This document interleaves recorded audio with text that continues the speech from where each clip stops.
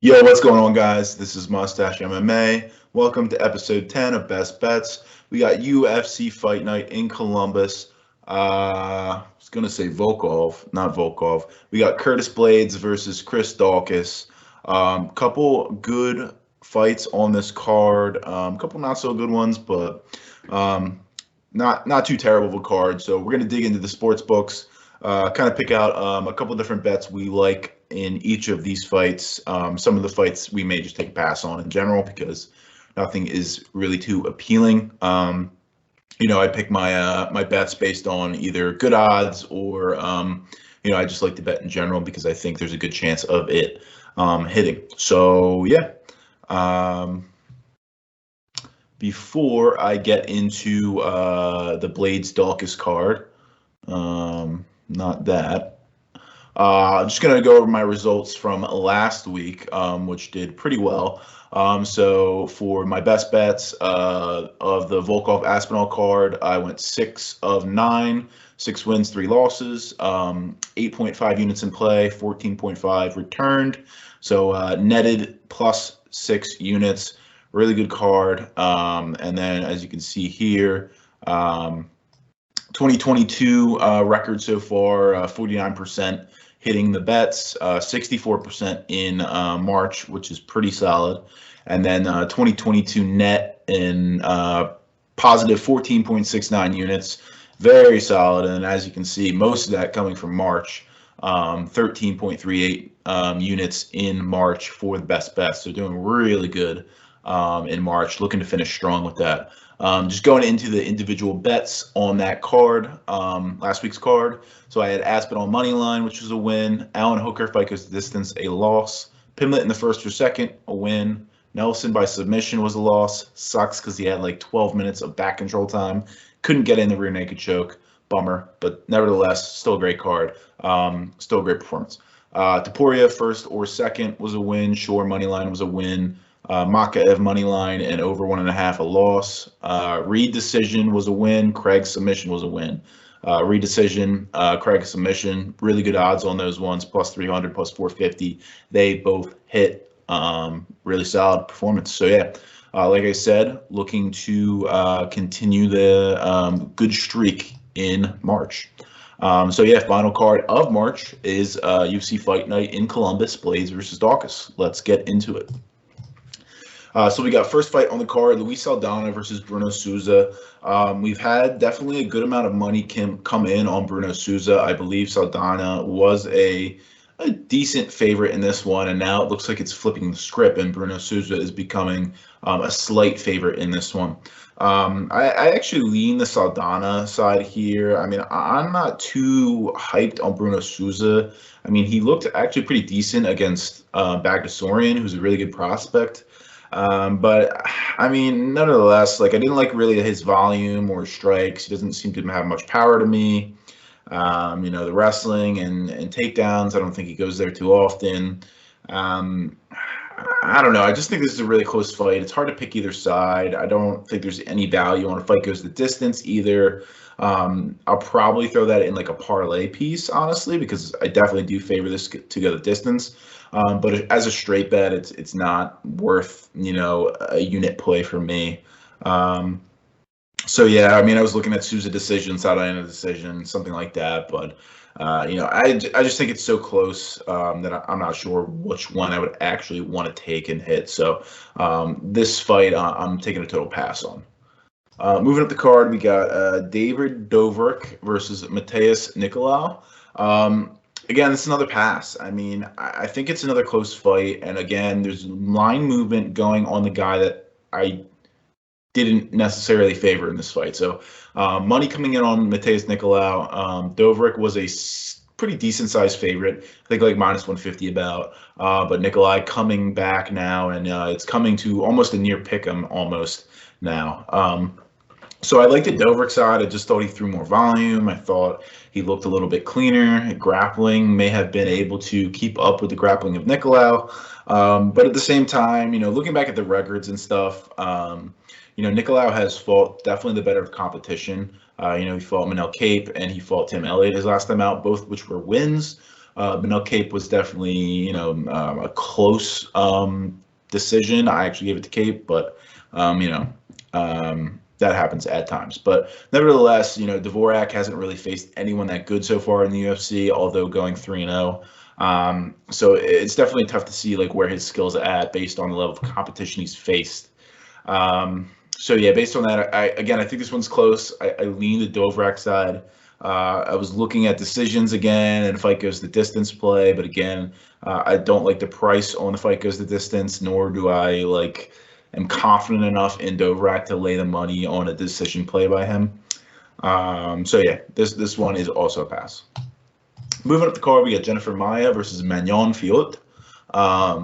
Yeah, I like the Fiorot one on this side. I think everybody is. I mean, obviously, she's a -400 favorite for a reason. I can see some value on maybe putting some money on Jennifer Maia, but I just do not like Jennifer Maia at all. I don't think she's that good.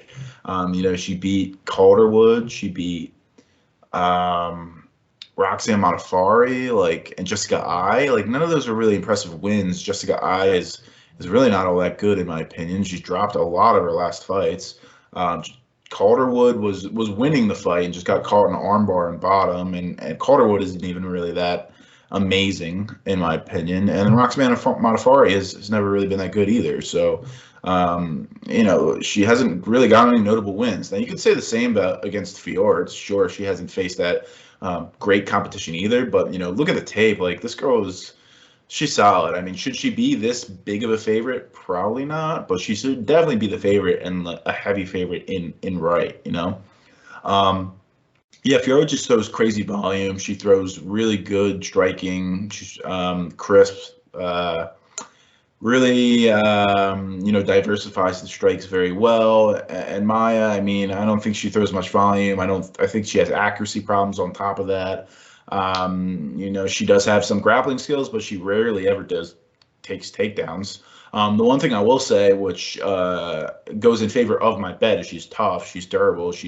I don't think she's ever been finished in her career by KO TKO, and if she has, it's been very early in her career. She went 5 rounds with Valentina Shevchenko, so that tells you that this girl can take punches, can take damage. So the official play here, and it was actually a Twitter play, was Fiorot by decision. I got it -125 over on DraftKings. No line movement at all, so that's why I'm not showing you guys an official Twitter snapshot on the screen right now. Usually I do that when I do significantly beat the line, but the line has not moved yet. You can actually get a better price on FanDuel -120, so I suggest you go there rather than DraftKings. But I already locked it in. Fiorot by decision -125 on DraftKings. If you're interested in this play, check out FanDuel. You get a little bit better of a price. Yeah. Moving up the card, we got Aliaskhab versus Denis Tiuliulin. Gonna go with that and end it there. So ended up going with official 1-unit play on Khizriev first round, -125 over on FanDuel. So I really like this play. Khizriev, his last 4 out of 5 fights have all ended in the first round. Obviously him winning because he's an undefeated fighter. He has really good wrestling, really good grappling. His transitions are really smooth. He's got heavy hands as well, and he's got fast hands. The thing about Denis Tiuliulin is he does have power in his hands, but he's a really flat-footed, kind of plodding forward or plodding backward fighter. And, that's not really a good kind of style to go up against a really high-level wrestler and grappler, which Khizriev is. And I think as soon as he gets this to the ground, he's going to transition very easily into a dominant position, whether that be mount or take the back. And he's going to lay in ground and pound or get in some kind of submission for the win. Excuse me. So yeah, official 1-unit play on Khizriev to win in the first round, -125 over on FanDuel. Moving up the card, we got Batgerel Danaa versus Chris Gutierrez. This one is also a tough one, but I think there is money coming in on the guy I lean here. However, I still think it's a really close fight. So I lean Chris Gutierrez in this fight. He's a really technical striker. He's also pretty elusive on the feet as well. Kind of difficult to to hit, which I think is going to pose a little bit of trouble for Danaa. Danaa coming out, his last 3 fights have all been by finishes, all in the first round. Big power shots he has in his hands. But sometimes I rewatched it actually today, and I feel like some of those shots are definitely big looping shots, not too much technique on them, just kind of trying to close the distance and swing hard and heavy. In terms of like his cardio as well, I mean, he definitely like kind of slows down significantly in the third as well, whereas Chris Gutierrez does have a really good cardio, could push a good pace for 3 rounds. Chris Gutierrez also is going to be chewing up those legs the entire time. Gutierrez throws a ton of leg kicks. It's going to really hurt the power, if you will, of Danaa. If you can really hurt the mobility of a power guy and hurt their planting foot, they're not going to be able to throw with as much power. So yeah, like I said, I do lean Chris Gutierrez here, but instead decided to go with another bet. This has been slowly getting more and more money coming on it. I had it at plus 108 at 4. Obviously, I don't technically like put in my bets before I make these videos. I usually double check them to make sure they're all the same price. But this one changed 3 times as I was going. So it was plus 108, then plus 100, now minus 105. So official 1 unit play on Fight Goes the Distance, minus 105 over on DraftKings. I think Chris Gutierrez is tough enough to take the big shots of Danaa if they land and survive. If not, I think he'll be able to avoid those big shots. He's never been finished in his entire career, 22 fights and never had a knockout. Danaa, on the other hand, also very durable. I don't believe he's been finished by strikes before. And even so, Chris Gutierrez isn't much of a finisher, in my opinion. He's only had 1 finish in the UFC, and that has been due to leg kicks. So, not too much power. And like I said, like a majority of his strikes come from the leg kicks. So not necessarily a guy who's really looking to finish you, if you will. So yeah, I really like this play a lot, and definitely some good line movement on it. So you might want to jump on this one early because I think it will continue. Official 1 unit play, Fight Goes the Distance, minus 105 over on DraftKings. Moving up the card, we got Sarah McMann versus Karol Rosa. Sarah McMann, really high-level wrestler. Cardio is a little bit suspect as well, though, for whatever reason. Usually we see wrestlers that are high-level. They have an amazing cardio to back it up, but it seems like McMann doesn't really have that, actually. She'll put on a really good high-level wrestling first round and have good success generally, and then she'll just kind of slowly decline in the second and the third and so on and so on. She's also, getting up there in age, almost 42 years old. So it'll be interesting to see, how she comes out here against a much younger fighter in Karol Rosa, who's a very good fighter as well. Her last 5 fights have all been via a win. She's well-rounded. Good jiu-jitsu, good striking as well, good volume she throws. She's the wrestling as well, good, pretty good takedown defense. However, I don't know if that's going to hold up too much against McMann, especially in that first round. Once McMann tires a little bit, I think maybe then we will see the takedown defense come into more of a success. But this one for me, what I was looking at some plays, nothing really stood out at me. I was even thinking potentially a Rosa inside the distance here, because McMann, her last 4 losses have all come via finish, and I believe they're all from submission. So it's something to maybe look at. But I wasn't too confident on it. Rosa isn't necessarily shown that she's a finisher so far in her UFC career, so that does kind of scare me away from that. I potentially looked at a McMann decision. I think she's going to win the first round, and all she has to do is win that second and then survive in the third. So that's plausible as well, and at plus 380, it's a decent price. But yeah, I ended up going passing here and not playing anything. I think the move here, though, is probably the Rosa side for sure, but I would even maybe consider doing a live bet here. McMann will most likely win that first round, and if she does clearly and dominantly win that first round, look for her to slow down and look for Karol Rosa to essentially take over, probably win that second, probably win that third, and get the decision win. So potentially a live betting situation for anyone out there who's interested in that. But overall, pre-fight, I'm not placing any bets on this one. Moving up the card, we got Neil Magny versus Max Griffin. Yeah, I just think Neil Magny's on a whole nother level here. I mean, Max Griffin, his last three fights have been not the greatest level of competition. I mean, Ramiz Brahima is a grappler who didn't even shoot an entire takedown in that fight. Then he fought a Chinese fighter who's totally okay, and then he fought Carlos Condit and won 29-28 decision. And I think Condit had some success in the wrestling game, which is a little concerning. Neil Magny, on the other hand, he's fought top level competition for a while. He's been in the UFC for a while.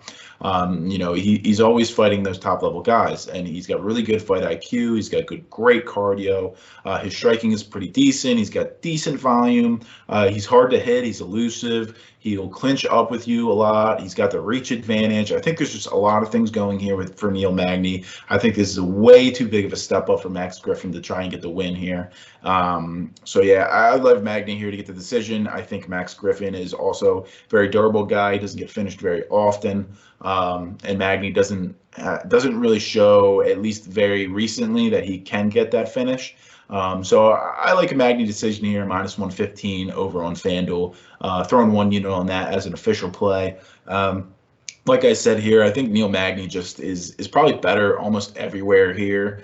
The only thing that maybe Max Griffin might have going for him is a little bit more power. But I think Magny's going to have success in the wrestling, get the takedowns. He's going to have success in the clinch game. He's really good there. And he's probably going to edge out a decision here for sure. So yeah, official one unit play, Magny by decision, minus 115 over on FanDuel. Moving up the card, we got Marc Diakiese versus Viacheslav Borshchev. So this one I was debating on a little bit. I'd like the Borshchev side for sure, but at the same time, Marc Diakiese, I mean, he's fought some good level competition, and at times it looked pretty decent against them too. He went to a decision. I don't think he's ever been finished in his career.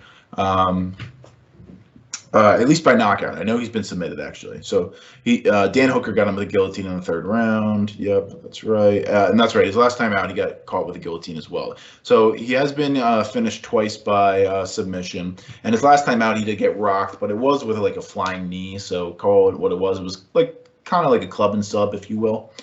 So potentially could have been, a KO TKO, but instead his opponent decided to wrap up the neck instead. Anyway, Marc Diakiese, I mean, he's really well-rounded in a lot of different areas. I wouldn't say he's, excellent in any of those areas, but, he's good enough in those areas to compete at a decent level in the lightweight division. Lightweight has a lot of depth, and there's a lot of good fighters on here, up and coming, and who have been there for a while. And he's able to sometimes, like I said,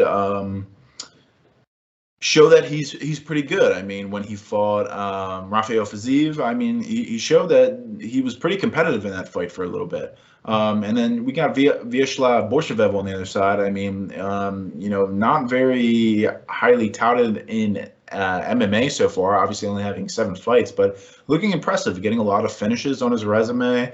He's got really high-level kickboxing. He has a ton of kickboxing experience.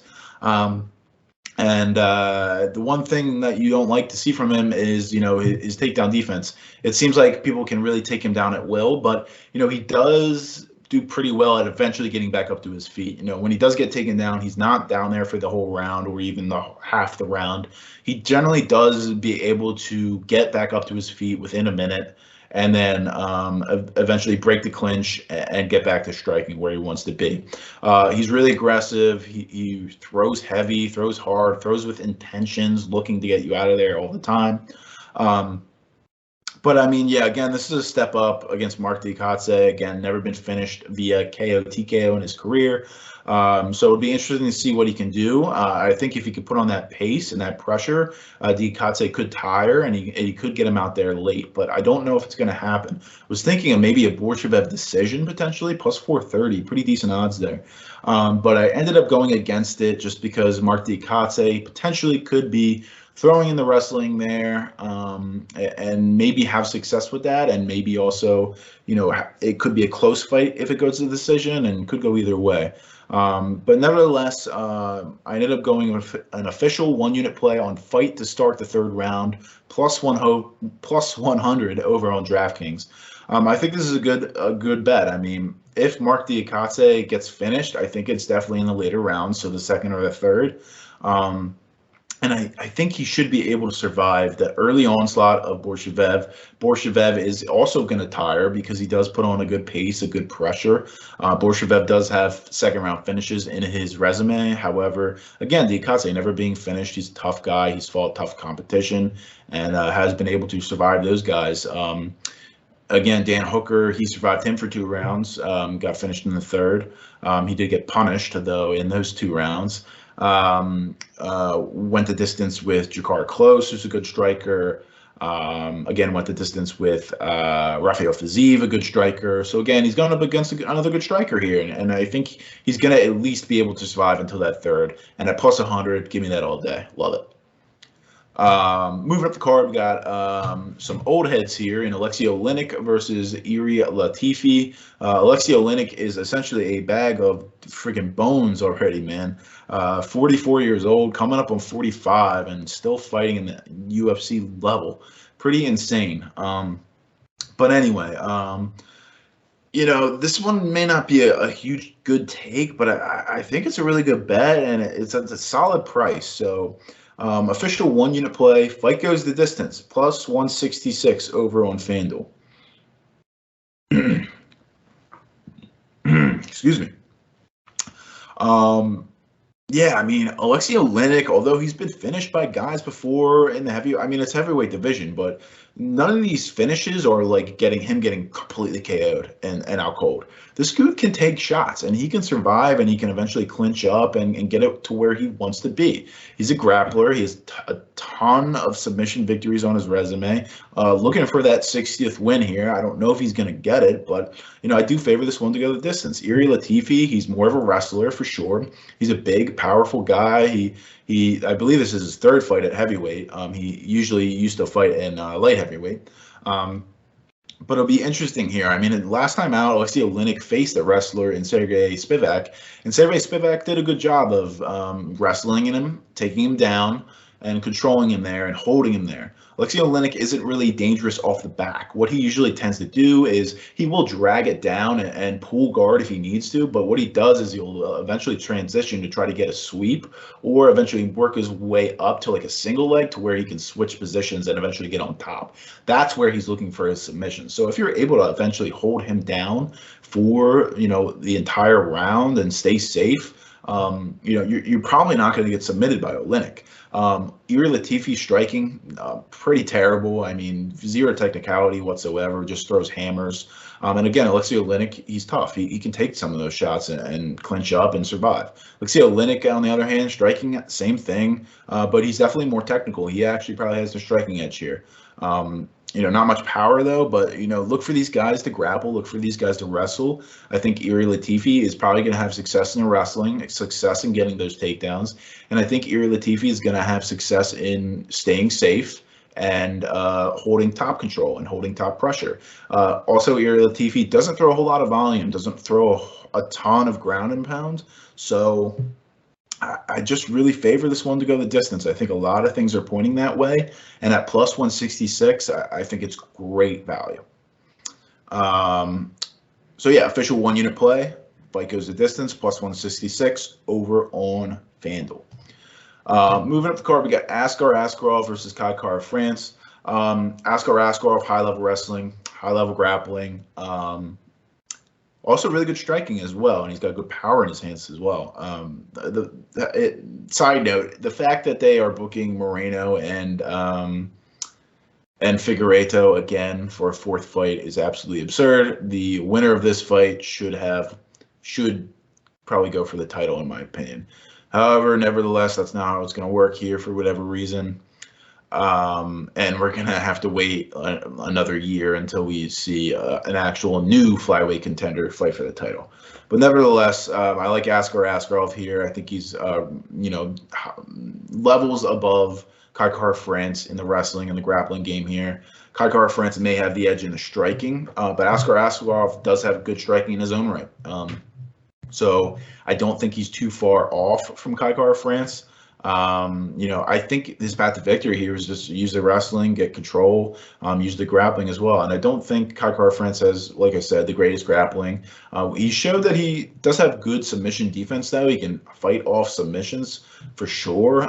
He has been submitted in his career before, but he's also fought off submissions from some very good competitors like Alexander Pantoja. He fought off Rogerio Bontorin in a recent fight. I mean, he had his back for 4 minutes and was able to survive. And Bontorin does have some very good grappling. So, again, I lean Askarov here. Obviously, the money line price is not appealing. There is money coming on the decision prop. But, I mean, I don't know if I love it, to be honest. I mean, I think Askarov here is live for a submission. I was very close to throwing maybe a half-unit play on it, but I decided against it. I'm not going to do it because, again, Kai France has had fights where he's able to fend off those submissions from high-level opponents. So I'm not too convinced on the Askarov decision at this moment, but I do think it's probably the most common outcome of this fight. Also, Kai France has got power in his hands. Maybe he gets a big upset here and finishes Askarov. But again, yeah, this one's going to be a pass for me. Moving up the card, we got Matt Brown versus Bryan Barberena. This one I had two plays, but this one may be risky at your own will because it is going against the line movement, but I don't understand the line movement. So there's money coming in on Bryan Barberena. Matt Brown started off as like a -150 favorite. Now it's down to a pick 'em, and now even you will see Matt Brown coming in slowly as the underdog in some books. Yes, Matt Brown is older, 41 years old, but at the same time, I mean, he's fought the best of the best competition. He looked really good in his last time out. His power is there. He's striking good. He's decent wrestling as well. And then we have Bryan Barberena. I mean, I'm just not too convinced that he's all that good, to be honest. I mean, he fought Jason Witt, and Jason Witt was able to beat him. Jason Witt is not good. And Jason Witt was able to take this guy down at will. I mean, Witt does have good wrestling, but at the same time, Witt got like 8 takedowns. In his other fights, I mean, it just shows that he has terrible takedown defense. He's easily able to be taken down. I think Matt Brown, that's a good path to victory here to use their wrestling, get a couple takedowns, get some good top control time, get in some ground and pound, and you can also piece him up a little bit on the feet. You know, Bryan Barberena does have good volume that he throws, and he sets a good pace, but he does get tired. Matt Brown, you'll get tired as well, but I think I like Matt Brown here to edge out a decision, maybe potentially get a late finish. So I do have two plays here. Official 1-unit play on Matt Brown, money line and over 1.5, plus 225 over on DraftKings. Again, I do favor a decision here, but that does cover us in case of a later finish. And we've seen in Matt Brown in his career, a lot of his finishes do come in the later second round or potentially even the third round. And then Barberena, his most recent losses or most recent finishes have been via KO, TKO both in the third round. So I think that one favors us pretty good for the Matt Brown side. But I'm also throwing an official half-unit play on Brown by decision, plus 600 over on FanDuel. Again, I just think this is really good value on Brown. I love Brown here. Again, he does have the power, but Barberena is tough to probably be able to take some of these shots and survive. So yeah, favor Matt Brown pretty heavily here. Throwing a whole 1.5 unit on him, but in different areas. But yeah, I like Matt Brown a lot. Again, it's a close fight. Don't get me wrong, but I think Matt Brown gets this one done, and I'm pretty confident on it. Moving up the card, we got Joanne Wood, or used to be Joanne Carter Wood, now Wood, against Alexa Grasso. Alexa Grasso, I mean, she just looks really good her last couple times out. Boxing looks really solid. Looks like she's working good on her wrestling and her grappling game as well. Was very, very close to submitting Carla Esparza. Got a deep armbar on her, and Carla Esparza didn't tap. But crazy how Esparza didn't tap on that. But if you go back and watch that fight, her elbow was popped out. I guess nothing broke. Obviously, she's just just flexible in that right. But nevertheless, I mean, Grasso's pretty well-rounded now. Obviously, her one area of main success is that stand-up where her boxing's really solid. Joanne Wood on the other side, I mean, again, she's kind of on the other end. I mean, she just hasn't looked as good her last couple times out. She's getting up there in age. I believe, I'm not positive, but I believe she like recently came back from having a child. Not that that does anything to you. Maybe it does, maybe it doesn't. I don't know the stats on that, to be frank, if there are any stats. But I mean, she does throw a ton of volume, I'll be honest, Joanne Wood, a good amount of leg kicks for sure. She's going to be in your face pressuring, but she's also really hittable on the other side. I think Alexa Grasso is going to have big success in landing a lot of her shots. So I don't have a play here. I was leaning a Grasso decision. That's probably the way that it will end. But at the same time, I don't doubt maybe Wood making this one close with the volume and the judges giving it to her. But I'm not confident about it, but I can't rule it out, to be fair. I also don't mind maybe Grasso getting a finish here. I mean, Wood hasn't looked the best their last time out, and Grasso's looked the best she ever has. So we'll see what happens in this one, but, this one's a pass for me.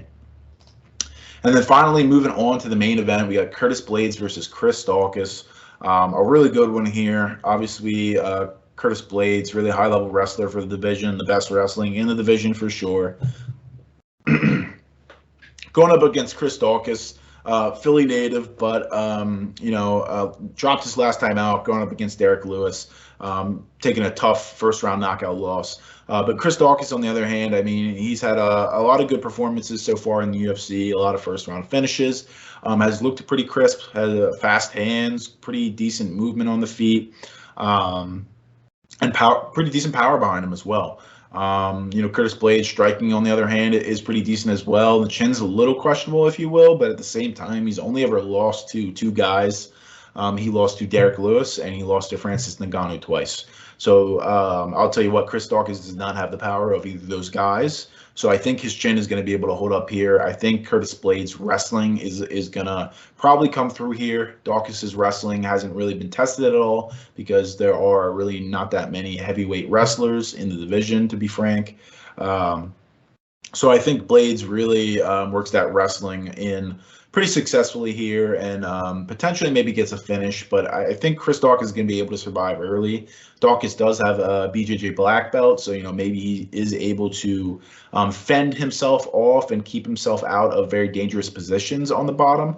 Blaydes doesn't necessarily have grappling, at all in terms of submission threat. He's more of a ground and pound finisher with heavy elbows and will finish you with those. But, we'll see what Daukaus does with his black belt. He also doesn't have any finishes on his resume, I believe, either.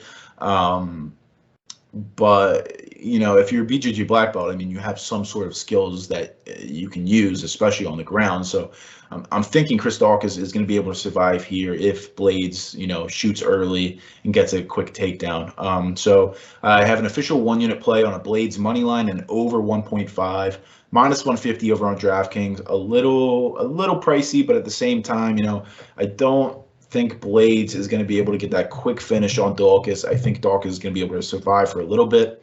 We'll see how Daukaus' cardio is as well. We only ever seen him in the second round, I believe, once against Shamil Abdurakhimov. All his other finishes have been in the first, so not known really for his cardio, or at least we haven't seen it yet.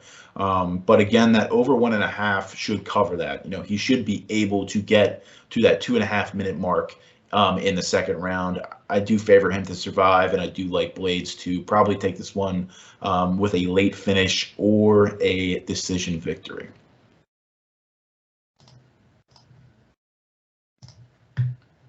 All right. Thanks a lot, guys, for watching. If you like this video, please hit the subscribe button and the like button. If you like any of my picks, let me know in the comments down below. If you have any picks that you're playing that I didn't mention, let me know down in the comments below as well. Check out my other video coming out later today, Parlay Plays. That will be me putting together a couple different variations of parlays that I like for this card. Yeah. Thanks a lot, guys, for watching. I will see you soon. Peace out.